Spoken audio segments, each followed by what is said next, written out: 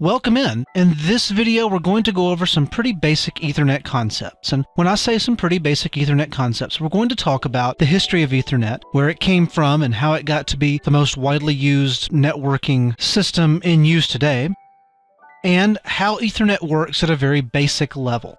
Now again, this is the CCENT course, so if you're looking for a course that can tell you all about how Ethernet works on the wire and how every little bit in the frame works, this really isn't the course for you. There's all kinds of websites and other video courses that you can take where you can learn everything there is to know about layers 1 and 2. This is not part of the CCENT curriculum, and so we won't be covering it in this course.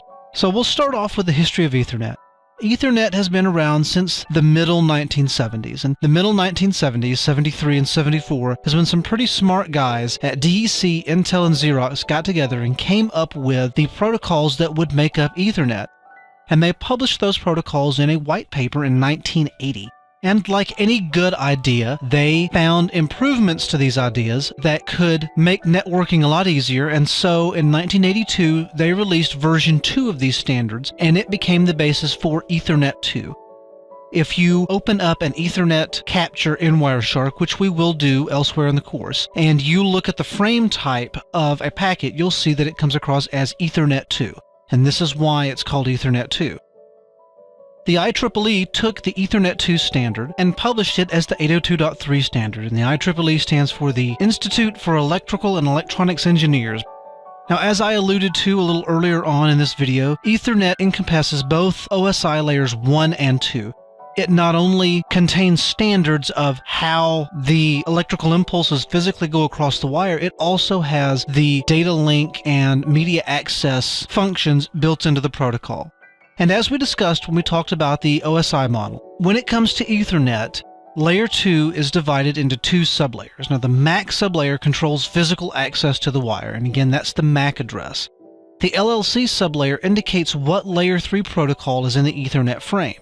Now this is a little different between Ethernet and Ethernet 2, and at the very end of this slide deck I have a picture of an Ethernet frame, or the layout of an Ethernet frame, and you'll see the differences between the raw Ethernet and the Ethernet 2 frames. So let's talk about Ethernet cabling. Way back in the dark ages, the very first Ethernet cables were 10-base-5, referred to as thick Ethernet, and I've got a picture of it here. People that I know that have worked with this basically called it a frozen garden hose, because that's about how pliable this particular networking topology was. Basically, your network segment consisted of one long coaxial cable running the length of the building or the length of the floor or between all the computers in an apartment. And it used vampire taps, which is this device you see over here. And what you can't see inside of this is it's got 2 little fangs, if you will, that pierce down into the wire. One pierces into the outer shell, one pierces down to the middle of the coax, as you see right here in this picture. And in addition to being rather unwieldy, you had this one long coax cable that if someone tripped over it, or if someone rolled their chair over it, or if it broke, or anything, you took down the entire network segment just from one little break in the cable. And I've not ever worked on a 10-base-5 Ethernet network, but I have worked on its successor, the 10-base-2 thin Ethernet. And really the only difference is that the coax cable is a little smaller. It still runs from one end of the building to the other, or one end of the department to the other. It's just instead of the vampire taps, you have this little T connector here.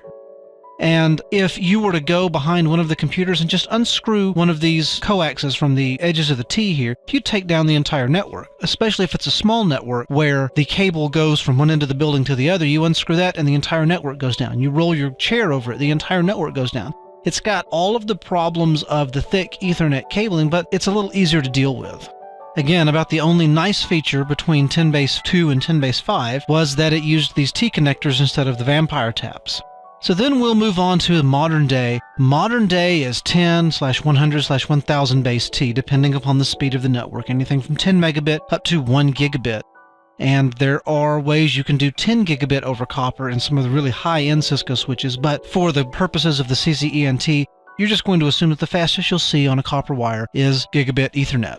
Now, the most common or the most popular media you'll see is the twisted pair type of media, which you see in the picture over here, although obviously you can use fiber optics as well. And of course, we won't get into that in this course, just simply because we're going to assume that everything you'll run into is gigabit Ethernet running over RJ45 twisted pair. We'll pick up our discussion of Ethernet concepts in the next video.